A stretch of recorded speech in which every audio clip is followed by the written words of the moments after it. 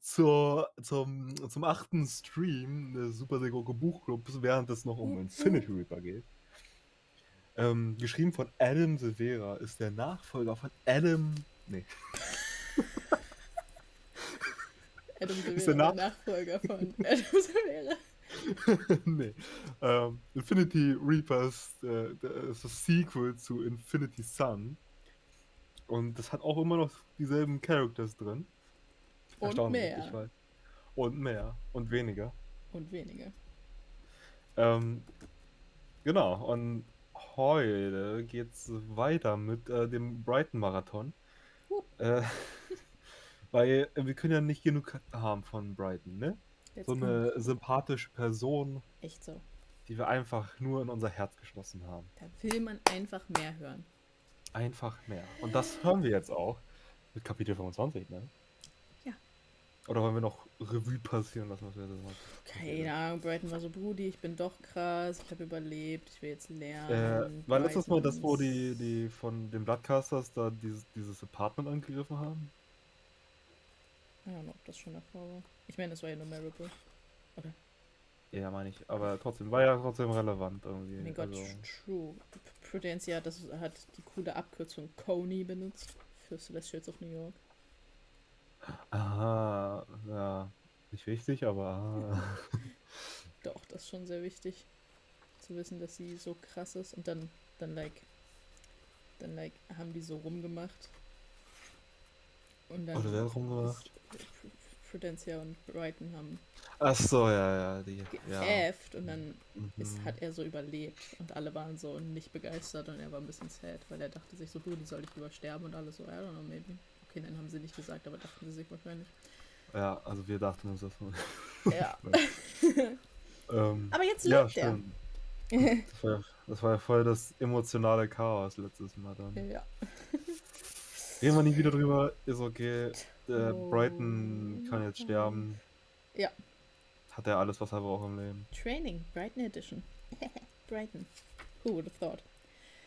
If our lives were a fictional TV show, Season 1 would have focused on Emil and Season 2 is all about me.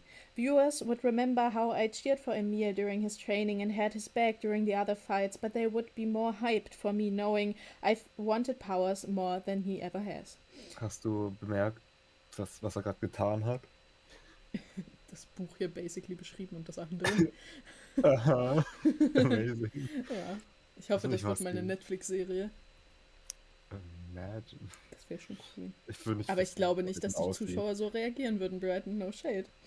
Ja, ich würde gerne wissen, wie die dann aussehen. Das war.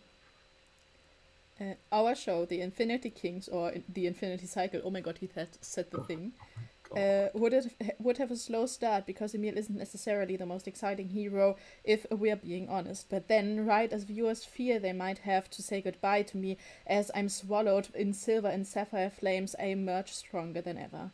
And the absolute fan favorite who will carry the series forward. Doubt. I'm embracing this spotlight. I hold up my phone until I find the right angle for a selfie.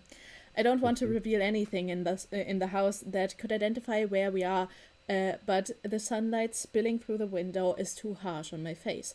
Just when I think I've got it, my phone is being wrestled out of my grip, and I'm nervous my regenerated hand is somehow acting on its own. But the phone flies behind me and straight to Prudencia.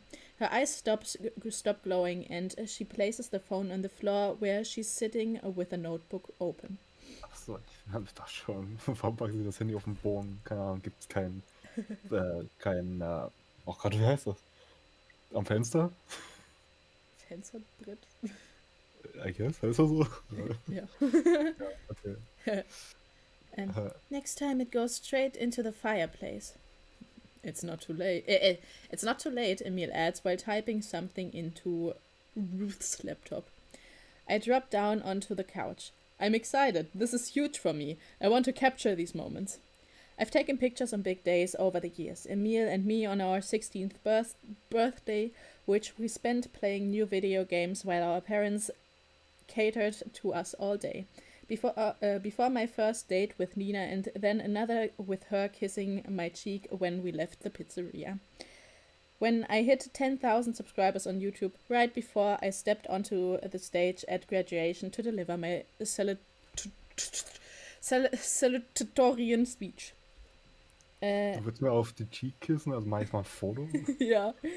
Also entweder ist das gut Kein Wunder, dass die getimed oder Shoes gemacht gefragt. okay.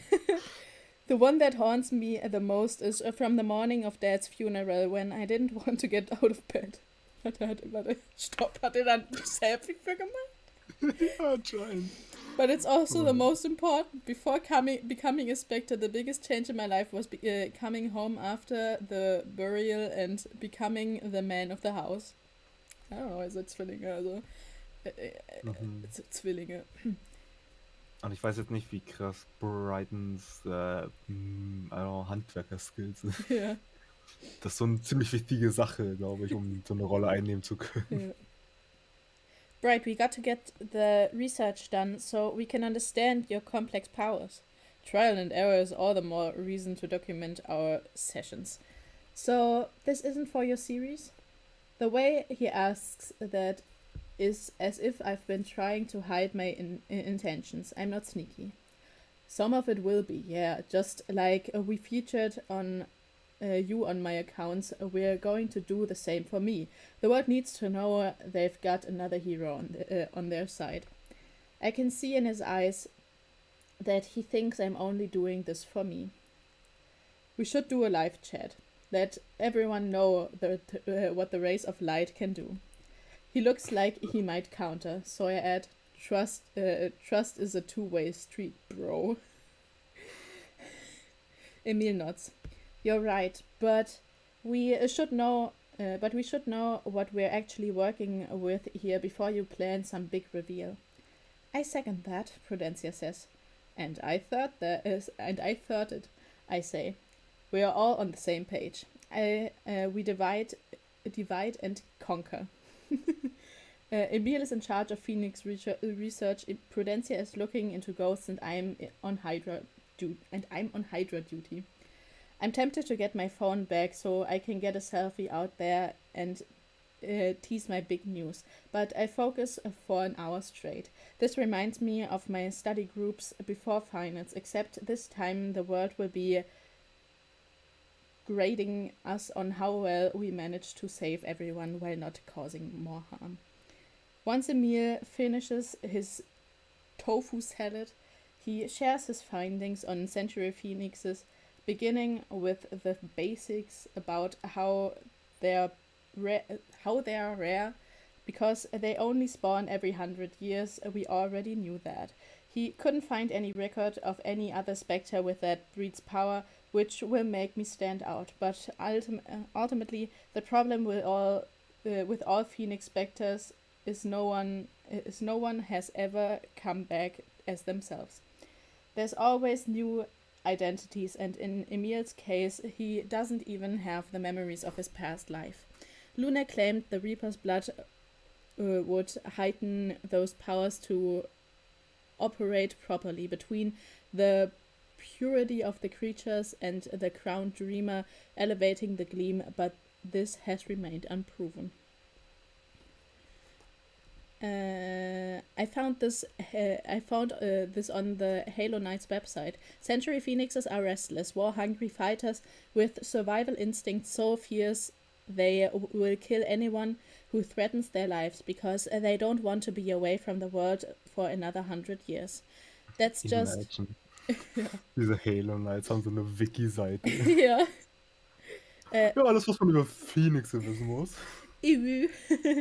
Nerds. Wie geht das aus? Wir breeden die oder sowas, keine Ahnung. Nein. Die lassen die leben in ihrer freien Natur. Ja, und die reiten auch I don't know. Ja, aber nur nach ihrem freien Willen. Ja, aber trotzdem landen die da, wo sie hinwollen. Ja, wenn sie nicht darum beten. Wenn sie es nicht so tun, dann ist das halt so. That's just... Emil runs his hand through his hair and his eyes glaze.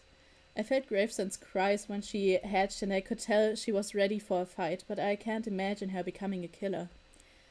The wilds are different, I say. Prudencia is writing in Bautista's journal. How dare. Okay. What I'm more concerned about is if your instincts will be affected by the powers. We'll monitor your behaviors, but you have to tell us if you feel murdery. I mime cutting someone's throat. Emil shakes his head and Prudencia looks away. I'm kidding. Direkt ihm den Kopf abhacken. Nee, das geht zu weit. Yeah. But Prudencia takes a note. Everyone disliked that. 13.05.2022. Erste Anzeichen. Brighton zeigt erste Anzeichen seines mörderischen Verhaltens. Wenn auch nur witzelig. But they don't say anything. They're already treating me like I've wiped out an entire city. I keep reminding myself that I'm going to prove everyone wrong. I'm the right hero for this war. Prudencia almost throws her phone because she's frustrated with the lack of information on specters with ghost blood. Even coming up empty in some more taboo corners of the internet. Alter, Prudencia. Die verbotene Abteilung? Prudencia ist so im Darknet unterwegs. Ja. Und da ist einfach so ein Online-Shop und dann ist immer so eine Flasche und dann ist das so ein Geistzeug und dann ist da drunter eine Liste an Pros und Cons. Ja. So Fähigkeiten und anderes Zeug. Prudencia generell einfach richtig harter Dark Web Hacker. We didn't know those specters existed until last month and the rest of the world hasn't caught on yet either. The only information Prudencia finds are people's accounts of being haunted, which doesn't do anything for us. It's a shame that I can't call up Orton, who died in his own Phoenix Flames, or invite June to an exclusive Ghost Spectre of New York feature for my series. Ja, doch, das klingt nach einer guten Idee. The Global Hydras Society has a wealth of information on Hydras. I should have turned to them sooner instead of random articles. There's a video of a golden strand hydra running across a beach, occasionally bursting into shift speed, which Wesley will help me master later. But when the hydra runs through the palm trees, she blends in, damn near perfectly. The Hydra's employee explains what's happening and I almost lose my head. Gut, dass nachwächst. So, golden strands live on tropical beaches, I say. So excited that I cut off Emil as he tries telling us about the diet of century phoenixes. And they can apparently camouflage themselves against the sand, trees and ocean. That's an extra power I wasn't expecting. Wolltest du was sagen? Ja, I don't know. Ist nicht so wichtig, was die essen, oder? Ja, ich meine, er ist einfach nur am Phönix-Nerderieren. Ja, aber like, Bro, sag uns, was wir noch nicht wissen oder was wichtig ist. So, it's geared toward nature? Prudencia asks. I don't know. Prudencia stutters. I don't know, but powers work differently between creatures and humans anyway. I'm not seeing anything about golden strands being able to regrow their limbs, only their heads, and I got my arm back, obviously. I say, admiring my handiwork. Since I can't walk through walls without the ghost power, maybe I can still sneak up on the bloodcasters with this new power. Yeah, maybe, Emir says. He's not the only hero anymore, and he's going to have to get used to it. Ja, das nicht, ist das Problem. Ja. So pathetic. Imagine, das wäre alles andersrum gewesen. Aber like Emil, I don't know, wird das so, der stolpert und schluckt das aus Versehen. Und ist so kurz vorm Sterben und Brighton ist die ganze Zeit so, ja, juckt mich doch nicht. I guess it is sad, aber like, ich bin ein Hero. Ich habe Wichtigeres zu tun, als mich um meinen Bruder zu kümmern. So, Mist, Emil hat eine Chance, auch Fähigkeiten zu bekommen. Das will ich irgendwie nicht, weil dann bin ich nicht mehr der Einzige. Ja. Und dann überlebt Emil und hat plötzlich die krassen Pause und dann muss Brighton erstmal used dazu bekommen, ey, hui. Ist ja einfach so, als ob würde Brighton so denken, dass andere denken wie er. Ja, ist halt echt. Knowing what I know now about the camouflaging, it's especially heroic how I prevented Luna from drinking the Reaper's blood. She would have been more than unkillable. She would have been lethal. I can picture Luna fading into the homes of her enemies, cloaking herself to gather intel, and incinerating them before leaving. That's only one dangerous combination she would have used with all of those powers. Once I'm caught up on everything about Golden Strands, I click around the site and find links about known Hydra specters. Dayon is listed with a picture of her captured from a surveillance camera. Her blood comes from a hill killer, and that breed is apparently known for living in forests and multiplying their heads in minutes. Schon cool. Aber wie? Like, wohin überhaupt damit? Ja. Like, 2 geht da noch, 3 maybe. Ja, aber nicht. I switch over to the profile of a man, Lucas Samford, who has the blood of a rockborn Hydra. Rockborns are the toughest to decapitate with their boulder-like exteriors, but once successful, they need weeks before they can grow another head. It took enforcers hours before they decapitated Lucas and burned his body in Phoenix Fire. Ich finde es auch funny, wie es von den guten Leuten hier aus der Gang, die, wie auch immer die hießen, von denen gibt es so Poster und die sind so die Helden und Leute wollen die so treffen und so. Und von den Bloodcasters gibt es halt so Surveillance-Footage. Ach so, ja. Klar. I go through... Also, die wollen ja auch nicht unbedingt Bilder haben. So. Ja, aber ich meine so, dieser Vibe ist so komplett anders. Yes. Obviously. I go through several... Stell dir vor, du bist ein Fan von denen, hast voll die Kackposter. Ja, also voll verkackt, ey. Ja, ich glaube, ich muss kurz meine Kopfhörer wechseln. Dauert nicht lange. Oh. Ja, stell dir vor, der Sohn von der Ärztin. Die kriegt ja kein Herz. Das wär's ja noch. Die ist so, oh mein Gott, mein Sohn ist ein Riesenfan. Und die so dead.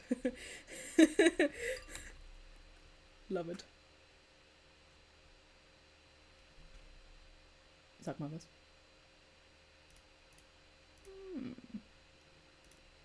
Eigentlich. Sag mal was. Hallo, ich bin der Sprecher für ENG. Jetzt hört man dich wieder. Oha. Weil das kommt ja irgendwie durch meine Kopfhörer oder so. Also ich wähle ja meine Kopfhörer aus, wenn ich deine Stimme also meine Desktop-Audio, dann kommt halt nur durch, was ich durch meine Kopfhörer höre. I don't know. Wie dem auch sei. Ja, haben wir nichts verpasst. I go through several of these pages before landing on the history of a spectre who called himself the Blood Beast. He was among us the first wave of bloodcasters, back in the glory days when Bautista was an idolized hero for fighting against them. The Blood Beast had... Imagine, die hätten alle... Also die Bloodcaster hätten jetzt noch alle so richtige edgy evil Names. Das wäre ja voll mit cool. Blood drin. Ja, aber alle mit Blood. Alle mit Blood. Bloody Dion. Blood Multiplier. Bloodfly. Ja. Okay. The Blood Beast had the essence from the death-throated Hydra, notoriously the most vicious breed, and in his 3 months of having powers, he had a high body count. An anonymous acolyte got his hands on Luna's journals, tempted to infuse himself with the death-throated powers to become as dangerous. But the trials the Blood Beast had gone through proved so demanding, like eating rotten raw meat for every meal, that the acolyte ultimately gave up on the dream of becoming a spectre and published the findings online to inspire others to do the same. Okay, dann ist die Diet wohl doch wichtig. Ha, Brighton. Merkst du? Was, wenn du nur noch rohes Fleisch essen kannst? Dann wäre jetzt schon, glaube ich, nicht mehr ganz so gut drauf. Imagine, was das ist das so ein Ding. Dafür ja, noch Blutgruppe C trinken. Nee, C. Klassische Blutgruppe C von den Hydras. Mhm. Du als Geist. Aber leider funktioniert es nicht, weil du hast selber Hydra-Sachen und deswegen müssen wir eine Lösung finden. So läuft das nämlich. Klingt sehr wissenschaftlich. Ja. The Blood Beast didn't live long. Dachte ich mir. There's a video of his death with a warning for sensitive material. I put on my earphones and press play. Ich habe kurz gedacht, it's glory. Nein, it's gory. The blood beast is dashing around with 6 legs, 6 arms and 3 heads. He annihilates oh my god, enforcers who were relatively new at the time and smaller in numbers. But eventually, just like when Orton burned out, the blood beast must have pushed himself too hard and all his body parts fall off him until he's nothing but a chest surrounded by heads and arms and legs. He looks like a life-size doll waiting for someone to assemble him. Das klingt widerlich. Ja, dass es diese Sachen einfach online gibt. Wie ist das verbunden? Also, sind das so, sind die zu von der Haut her und die waren irgendwie dran oder ist es literally ein Arm abgerissen? Gory klingt, blutig. Als würde es hart bluten und eklig sein. Ja, aber dass es so abfällt. Sonst braucht man ja eine Kraft dazwischen. So ist irgendwie alles lose geworden. Vielleicht ist es ja, als würde er so auseinandergezogen werden oder so. Wenn Orton auch verbrennen kann von seinen eigenen Sachen und dann so. Who knows? Vielleicht ist es so, als würde es weiter wachsen wollen, aber es reißt einfach raus, weil es nicht weiter wachsen kann oder so. I guess. Weil wir die Energie kosten, das die rauszureißen. Ja. Ich kann mir vorstellen, dass irgendwie das Energie kostet, so die Zellen so gesehen am Leben zu halten. An den bestimmten Stellen. Und wenn es nicht mehr da ist, dann verschwinden die einfach nach und nach. Imagine, springst und deine Gliedmaßen fallen ab. Imagine, so eine Videos gibt es einfach free im Internet zu gucken und das Einzige, was du umgehen musst, ist ein Achtung. Nicht so cool.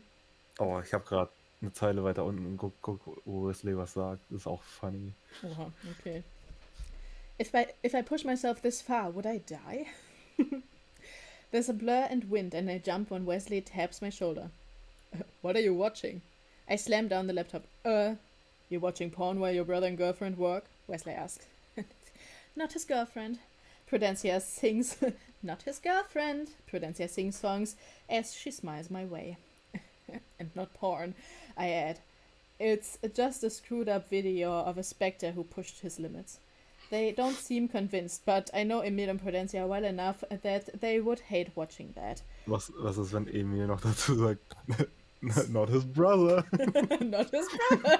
Oh mein Gott, das wäre so funny. Haha. Imagine Wesley so, same thing.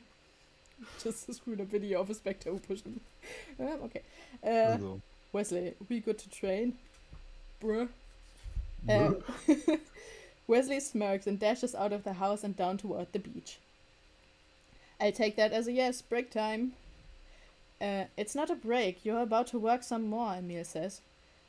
What's work for you is fun for me. I grab my phone and chase after Wesley. He's already lying in the sand, of course, and acting like he's asleep, as if it's taken me forever to reach him. It won't be long until I have control over my swift speed. Wesley introduces me to some stretches that are not kind on me. I've always knocked Emil's posture, but all the time I've spent editing videos on my laptop hasn't done me any favors either. Emil records us on my phone while Prudencia exercises her power by lifting herself in a pull-up position. Oh mein Gott, funny und weird.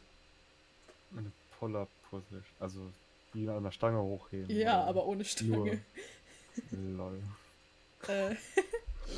The most important rule when running with swift speed is to always be several steps ahead of yourself, Wesley says. If you take off aimlessly, you fly over your bed or worse, almost straight into a moving truck. Not that I know of any 13-year-old who was so eager for a new video game that he almost got flattened on the highway. After Wesley is done lying about his past, he explains how much more aware of my surroundings I have to be than anyone running at standard speed, because even though I can get away from dangers faster, I can also find myself facing them first too. My power is tricky since Hydros can't keep up momentum for longer distances like Wesley, and other swift-speeded Celestials can. I could lose steam right in the middle of a battle and not be able to escape. Let's try it out, I say. I take a sprinter's stance and focus on reaching the coastline. I expect the same jolt forward as all the roller coasters I rode on with Dad, always front row because he loved that adrenaline rush. But my running is as ordinary as ever. Wesley asks me to take deep breaths, which I do, to not think about it, but also concentrate, which I think I do. My burst of speed happened so effortlessly last night when I thought I was going to faint, and I accidentally overshot my new power and ended up on the floor. But even that's not happening right now. I call time out to Wesley and cut to Emil. The sun is beating me down. I thought this was going to be easier. Instead, I feel like a joke in front of Prudencia, who is telekinetically juggling pears and apples with one hand and building a mound of sand with her other. She's going to be so powerful, and I'm going to be a one-hit wonder of a spectre whose powers never surface again. One-hit wonder. Ja. Bow, chicka, bow, wow. Das sagt so Nein. nur zu mir. Na? Okay. Wanda. Slow start, Wesley says. I wipe the sweat off my head and as I realize he's joking. Not funny. Quick pause, Wesley says. Before he can I can tell him to shut up, with the jokes he dashes away and returns with bottles of water for us. Peace offering. He sits beside me on the sand. It's a fun power, but it's yeah. Ab jetzt redet Wesley nur noch mit 2 Worten. Ja, dachte ich mir auch. It's a fun power, but it's not always an easy one, Brighton. I grew up with mine, which I abused too. After your parents kicked you out, I say, remembering our Spellwalkers of New York interview. Before too, I wasn't robbing anyone for my own survival yet, but my parents were always so frustrated with me. They didn't plan on having me and gave it a shot. Big regrets since they couldn't ever keep up with me or get me to slow down. Instead of going home after school, I kept exploring the city, and one day my father told me that if I didn't honor curfew, he was going to change the locks. I didn't think he'd kick me out. I was 12, but they meant it. Between Ruth's parents conceiving her to groom her into an all-powerful Celestial and Wesley's parents locking him out for asserting some independence with his powers, it's a wonder Ruth and Wesley are so loving to their daughter. Really makes me appreciate how lucky I was to have Dad and Ma, to have Ma still. Ja, gut. Aber ja, ich meine, ist ja ein guter, ne? Ist ja praktisch. Sie hatte zu viel Parenting und er zu wenig. Das heißt, sie haben einen guten Mittelpunkt. Obwohl Wesley scheint ja seine Tochter zu verwöhnen, oder? Also, was? Who cares? Was? Ja, Wesley hat ja wenig Parenting, aber macht es trotzdem gern viel. Ja, eben, weil er es nicht hatte, möchte er das geben, weißt du? Genau. Aber sie macht es auch. Ja, weil sie nicht die Liebe hatte, sondern nur den Druck, Aha, und deswegen okay. gibt sie umso mehr Liebe und kümmern und nicht dieses... Okay. Ich dachte, du meinst erst so ein Balance aus viel Pflege und wenig. Nein. Okay. Ein Balance aus Erfahrung, die sie nun, gebalanced in ihre Tochter reinschieben können. Gebalanced. Ja, klingt gut. My point is that swift speed is a survival power. You can use it to rescue others and to save yourself. He pats me on the shoulder.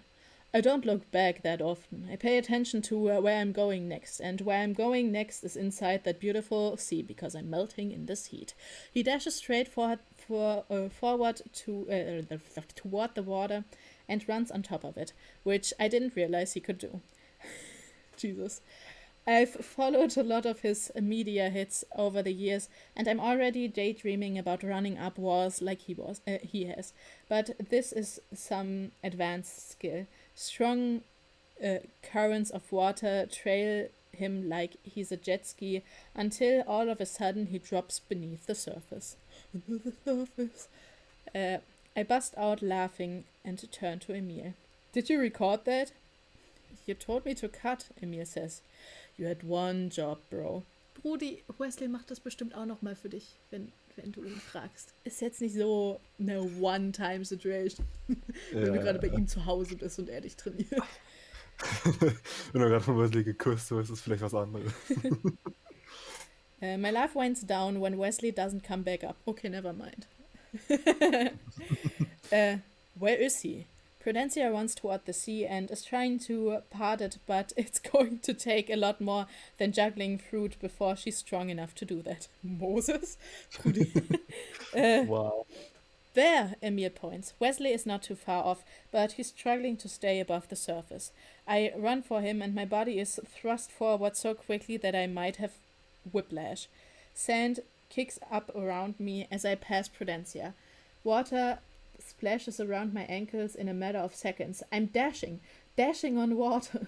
Rainbow dash. I'm a heartbeat away from Wesley, but I don't know how to hit the brakes on my power safely, so I just drop and fall beneath the surface. I tumble around for moments that feel longer than it took for me to run here. Wesley helps me out and he's laughing as I blow out all the water that shot up my nose. I can't believe it. I can't believe it worked, Wesley says, as he paddles perfectly to stay afloat. The victim in distress is the oldest trick in the book. Even I didn't fall for that as a kid. I almost snap at him, but I laugh instead because this is huge. I ran with purpose and direction, and the adrenaline rush of needing to save him gave me the charge I was missing.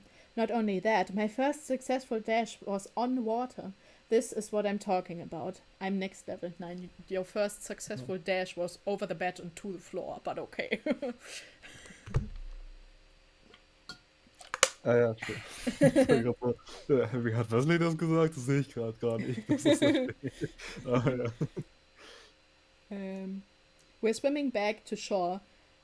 For sure. Okay. And Emil is standing there shocked. Of course, he didn't manage to get this on camera either, but I'll let it slide this time since we really thought Wesley was in danger. Not that there's anything powerless Emil could have done about it. Wesley pats me on the back. You just needed some motivation. Let's try again now that you're more familiar. I make sure Emil is recording before Wesley coaches me further. Thank the stars, because I've really got the hang of this. It's like riding a bike. I dash all the way down to a distant neighbor's bonfire and reverse, making it back in under 4 minutes. I never realized that would feel so draining, but it's like when Emil described carrying his fire as heavy. Wielding Gleam isn't easy. Those of us who can endure are the real champions of this world. After a few more successful runs, Wesley challenges me to a game of tag to test my abilities to keep sight of a moving target in the event I ever need to chase down other swift speeders like he has in the past. Time moves differently when you can run at an above average rate. It feels like I've been running for an hour, and when I stop to catch my breath, Prudencia tells me it's only been 10 minutes. I call it quits before I can catch him. Wesley skids by me, sand kicking up.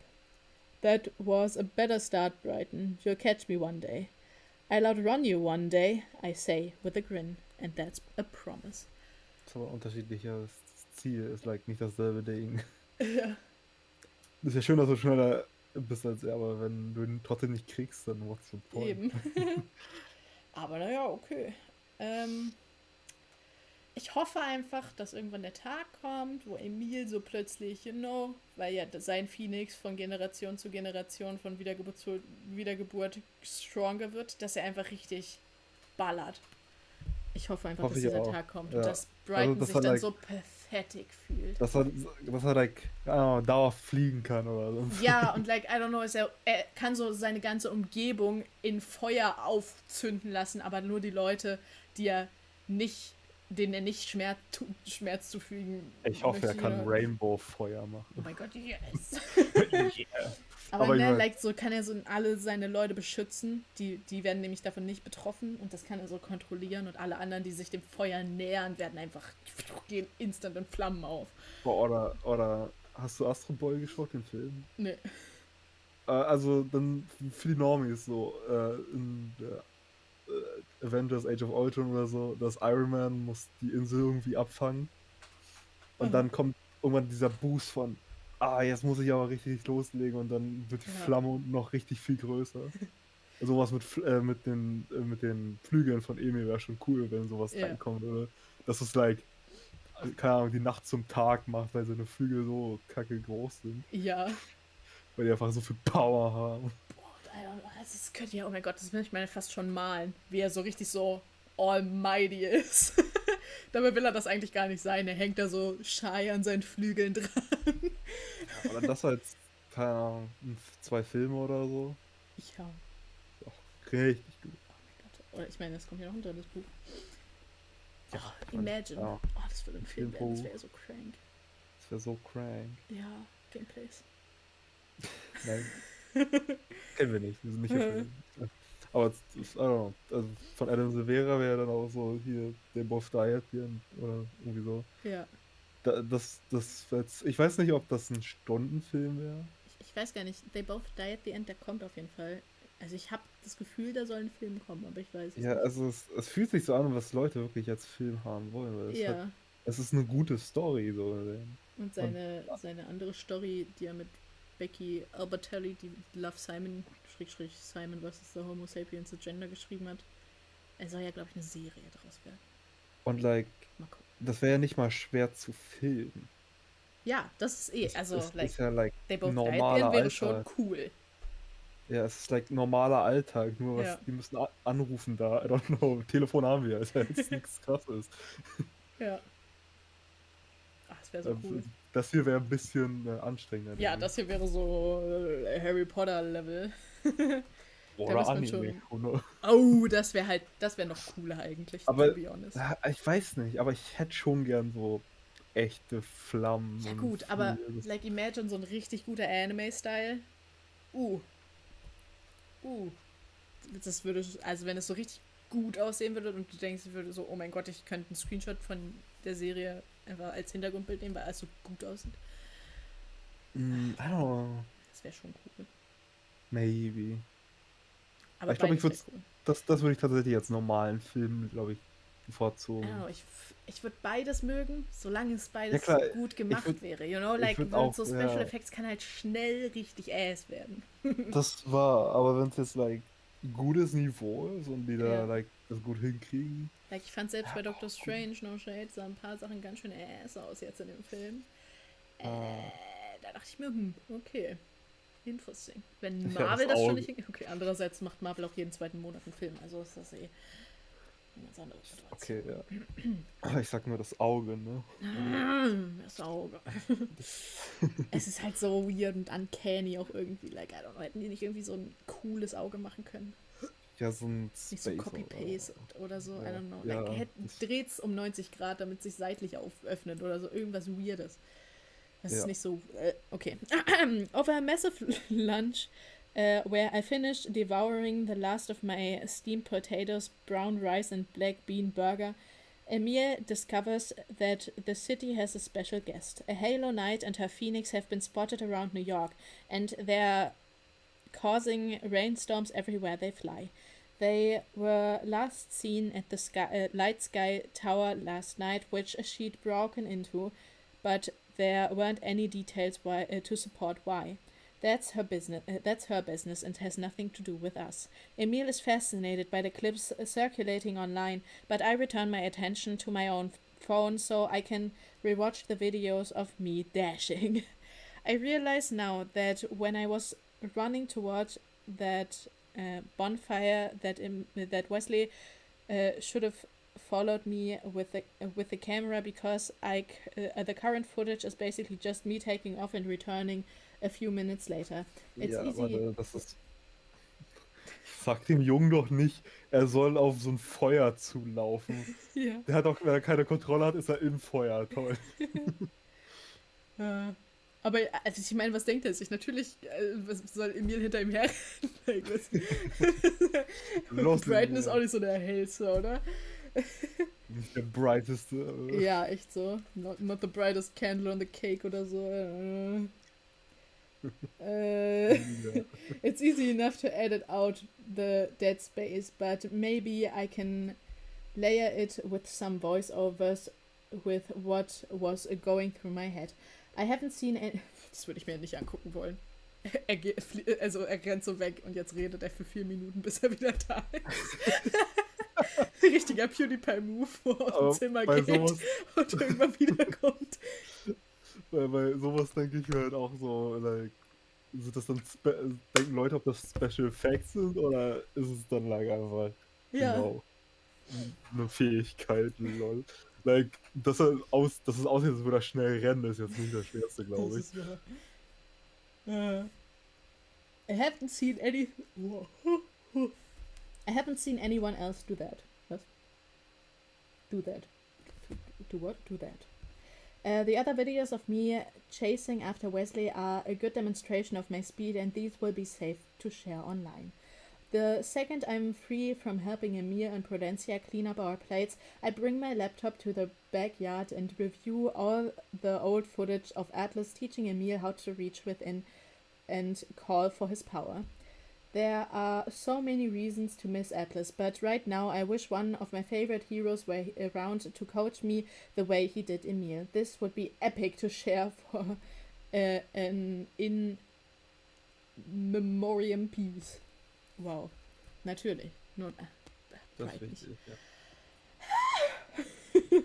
Okay, ganz gut. Okay. I'm trying to center myself mentally when Emil and Prudencia join me outside. Studied up? Prudencia asks. Ready to ace this, I say. I feel confident, like this is an exam. I prop my phone against the fence, hit record, and confirm that I'm visible before trying to cast fire. In the video, Atlas tells Emil to visualize his power to cast it, but that's easier said than done. I'm imagining the silver and sapphire flames in my possession, even the heat when it felt like I was burning alive, but that doesn't instantly conjure them. Atlas had it easier. He got to grow up with his powers at the same time he was learning how to talk and string together sentences. It's a lot harder for those of us learning later in life. I can't even get a flicker. Ist es nicht für die meisten so? Like, zumindest ab 5 oder was auch immer? Ja, I don't know. Und vor allem, like, dann hat er das halt so gelernt, sein ganzes Leben lang. Aber dafür, like, I don't know. Ja, aber ich meine, die meisten haben auch, also außer die Spectre haben auch die meisten anderen gelernt, wie es funktioniert oder nicht. Ja, also ich meine, also alle mindestens die Hälfte. Ich meine, bei manchen scheint das ja erst so später zu surfacen oder was auch immer. Ja, aber like, ist jetzt nicht so Atlas-spezifisch. Ja, deswegen, ja. Also, aber das klingt so wow. Ja, das zu wow. Ihm, ja, Atlas hatte das ja so einfach, kein Wunder, dass der so krass war. Ja. I can't even get a flicker. Come on, I say under my breath. What are you feeling? Prudencia asks. Frustrated. I'm concentrating and visualizing everything like Atlas instructed. Prudencia takes my hand and settles me.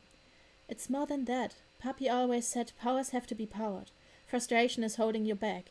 When I use my telekinesis, I'm giving myself control in a world where I don't always feel like I have some. What do you feel? What do you feel, Emil? Oh my god. It always starts as fear, Emil says. Like when Autumn was trying to kill you, Bright. When I wanted to protect you more than anything, the fire came to life. Prudencia releases me. Dig deeper, Brighton. Don't just try to drag fire out of you, Emil adds. I close my eyes. I have my own fears. Emil's powers activated because he wanted to protect me, but I went for the Reaper's blood because it meant that I wouldn't ever have to fear death again. I don't want to go through what Dad went through.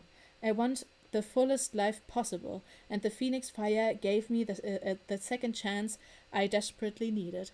Heat... Prudence, quick. Wirf einen Baum auf Emil. Ja. Lass ihn hochfliegen und sag, du lässt ihn fallen. Und dann lässt du ihn fallen. Und dann Flügel. Und du fängst ihn nicht auf. Ja. Egal, was passiert. Heat flushes over me and I don't dare peek to see anything that's happening. I keep stoking the flames. Emil and Prudencia are right. This is about more than me being able to cast fire and maybe one day fly. I might never be untouchable as a ghost, but with my Hydra and Phoenix powers, I won't have to fear an easy death and will be able to save so many lives. I'm hotter and hotter thinking about how this world will celebrate me, magazine covers, documentaries on my life, book signings for my sure-to-be ghost-written memoir, statues erected in my honor. Funny. Teams of Celestials and Spectres uniting under my watch. Oh mein Gott, der will direkt eine ganze Gang. Wie kann man eigentlich so fokussiert sein auf Fame, Alter? Ja, nicht nur Fame allen sich, sondern nur Fame für sich selber, für niemanden sonst. Das ist so pathetic. Aber es geht nicht so, also erst am Anfang so kurz, ja, Leute retten, nicht mal so Leute, die wichtig sind, ja, Leute retten und dann so, aber Bücher und alles so über mich. Und like mein Buch, was ich nicht mal selber geschrieben habe. Gott, ey. Ja. I will have infinite ghost written. Oh mein Gott, wen fragst du, ob die Person das schreibt und nicht etwa June? I will have infinite glory. From somewhere deep within I hear a pain screech, like a phoenix being killed, like Gravesend being stabbed. I open my eyes and silver and sapphire flames are spiraling around my fists like snakes on fire. Emil and Prudencia are staring at me, caution in their eyes, as if they are worried I'm going to be in tremendous pain again, but I'm fine. The weight of the flames isn't even as heavy as Emil made it out to be, or maybe I'm simply stronger than him. Oder du hast einfach keine Ahnung von Emils Phoenix, weil wahrscheinlich die Sachen schon ein bisschen unterschiedlich sind. Ja, maybe. Oder du hast gerade nicht mal Kontrolle darüber oder sonst Zeug. Ja, vor allem, I don't know, like, ich stelle mir halt immer vor, Emils scheint ja wirklich von Wiedergeburt zu Wiedergeburt, ne, stronger zu werden. Also, maybe hat er einfach wirklich Ultimate Power und like, selbst so ein paar Flammen sind ultra schwer für ihn. But okay. Ja. What do I do with these now? I ask about the flames with a laugh. You can pull them back in, Emil says. Think about grounding yourself, and grounding myself is the last thing I want to do. I thrust my fist toward the sky, and bolts of silver and sapphire fire shoot into the air with a thunderous phoenix screech and explode above us like fireworks. This power thrumming through me is the beginning. The world will worship the Infinity Savior. Oh mein Gott, ich hasse mein Leben. Ja, klar. Ja, ne, also Kontrolle wäre eigentlich besser, bevor man voll keine Ahnung wohin feuert, aber... Ja, vor allem, ihr seid an einem geheimen Ort. Ja, erstmal Feuerwerk machen. Schreie über die ganze Welt. Oh Mann, ey. Aber gut. Ich glaube, dann geht's nächstes Mal weiter mit Brian, maybe. Wie viele Seiten sind das noch? So viele, oder? 1, 2, 3, 4, 13. 5, 6 mal 2, ja. Ja. Ja, passt schon. Machen wir nächstes Mal vielleicht. Ich halte den Typen auch mental einfach nicht mehr aus. Ja, es ist halt einfach es ist anstrengend. Aber gut geschrieben. Ja, gut geschrieben, ja. Also man fühlt diese den Abneigung. Hass. Ach Mann. Ja. Also wenn ihr auch Brighton hasst, lasst ein Like. Million Likes, Alter. Imagine. 2 Views, aber Zu viele Likes. Ja. Ja. Gut. Ähm, I guess es ist gut, dass, also ich weiß nicht, ob es gut ist, dass Brighton Fähigkeiten lernt, aber zumindest wird er nützlicher sein in Combat, wenn er sich nicht nur auf sich konzentriert, maybe. Mhm. Mal sehen. Ey, irgendwann kommt so, Luna ist so, ja, ich habe hier diese 3 anderen Kreaturen und habe so eine Potion gemacht, die richtig epic ist. Und Brighton ist so, ja, die Ja. nehme ich. Einmal davon bitte. Und Und dann geht es wieder von vorne los. like, es ist halt auch so besorgniserregend, dass er ja nicht so wie Emil ist von wegen, ja, wir können ja keinen umbringen, ob gut oder schlecht, sondern er ist so, ja, wenn die böse sind, dann bringen wir die halt um. Und like, was will er denn werden? Massenmörderer oder was ist so seine Ja, Mission? die Sache ist halt, bei seinen Fähigkeiten, also bis jetzt scheint es ja für ihn einigermaßen einfach zu sein, bis er es raus hat, ne? Also Ja. sobald er es raus hat. Und das ist halt das Problem, bei Emil war es ja schon direkt so, okay, ich brauche jetzt Pause, ist schon viel gemacht jetzt gerade. Ich meine, jetzt hat Ja. er diese ganzen Wunden, die Ja. jetzt nicht hilfreich sind, glaube ich. Aber ich weiß halt nicht, was für ein Limit oder was für eine Begrenzung Brighton hat, wirklich. Ob es was existiert da oder nicht, oder ob er zu viel hat oder Ja. was auch immer. Ach man, Brighton, dieser Paket. So ein Arschloch. True. Like, ist ja schön, dass er irgendwo einen Gedanken hat, dass er Leute beschützen will, aber Ja. dass er seine Fähigkeiten nur für Kraft und Fame Es haben ist halt will, so ist dann auch pathetic, dass er auch nur Leute beschützen will, damit er gut dasteht. Ja, es ist nur eine Ausrede im Endeffekt dann Ja, noch. genauso Einfach, wie ja seine Celestials of New York, seine Coney, ist ja auch einfach nur eine Ausrede, damit er mehr Views bekommt. Like, er ist so, ja. ich gebe euch, you know, so Space, so dass ihr so, you know, dass Leute so sehen, dass ihr gar nicht so böse seid und ich krieg Views, weil ich die Interviews mit euch mache, okay? Ja. Ich meine, allein sein letzter Satz, ne? The word will worship the Infinity Savior. Das ist eh Da besonders. er hat schon verloren, oder nicht? Also, Ja, es ist einfach so pathetic, oh mein Gott. das ist so schlimm. Ja. Aber Na gut. dafür mag ich ihn schon fast. Aber er ist nicht so cool. Like, das ist das Problem.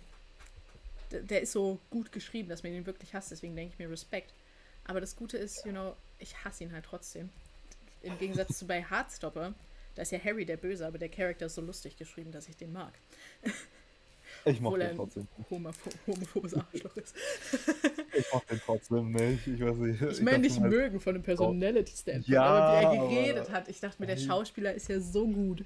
Dachte Ja, ich aber mir. ich denke mir trotzdem. Kann I der don't know. Brighton spielen? I don't know, sind die Passt blond? leider Ist nicht so das- mit dem British Vibe. Weiß ja nicht, maybe, who knows? Echt so Ja. ein bisschen umdingsen für den Film. Vielleicht haben die ja so eine Ader irgendwo gehabt und haben diese Sprachweise immer drin. Vielleicht die Immer. Schule, zu der die gegangen sind, war einfach so eine Schule mit so einem Akzent und deswegen haben die das Sicherlich. alles. Ja, das macht Sinn, oder? Apropos Schule, ich bin immer voll verwirrt. So, man lernt ja in der Schule in Deutschland British English. Und dann plötzlich kommt American English und jetzt weiß ich immer nicht, was ich sprechen soll. Die Sache ist, aber Oder wie ich schreiben sag, soll. ich will meistens trotzdem die amerikanischen Wörter. Ja, ich auch, weil es Also, in keine YouTube-Videos und so ist es da, aber dann kommen mir manchmal wieder die Britischen und dann bin ich so, wow, what? Ich meine, keiner sagt Biscuits oder? Ja, das ist halt, Like, das hatten wir auch in der Schule noch nie gefühlt, habe ich. Also ja. im Studium hier, da haben wir auch Englisch und das ist eine amerikanische Lehrerin und sie war so, ja, sie haben ja alle so britisch-englisch gehabt und dann hat sie so Sachen genommen und war so, nee, hatte ich alles irgendwie, nee. Also irgendwie erinnere ich mich daran nicht. Vielleicht hatten wir das, aber Ja. habe ich noch nie benutzt. Like, vielleicht mal so als Referenz habe ich es benutzt, aber ich habe es noch nie normal benutzt. Ja. Und I don't know, ich weiß nicht, ob das so ein Ding ist, dass wir eigentlich Englisches haben. Eigentlich haben Aber- wir das. Ich weiß noch, dass wir auf dem Gymnasium in der 8. Klasse oder so haben wir dann angefangen, dann war unsere Englischlehrerin XY, war so, ja, wir machen jetzt so American English und jetzt machen wir so eine Liste. Auf der einen Seite sind die American und auf der anderen Seite die British English und ich dachte mir so, Brudi, ist ja alles, I don't know, ist ja alles voll normal.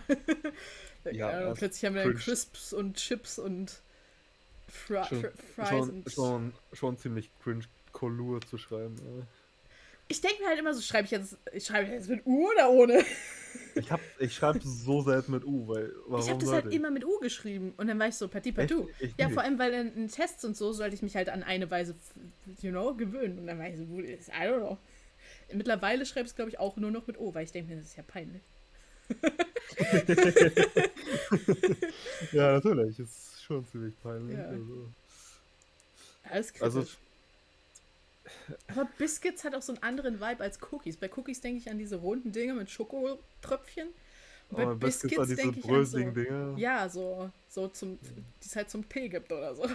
Ja, genau, aber ich habe auch jetzt nicht so wirklich Kekse zum Tee, wirklich.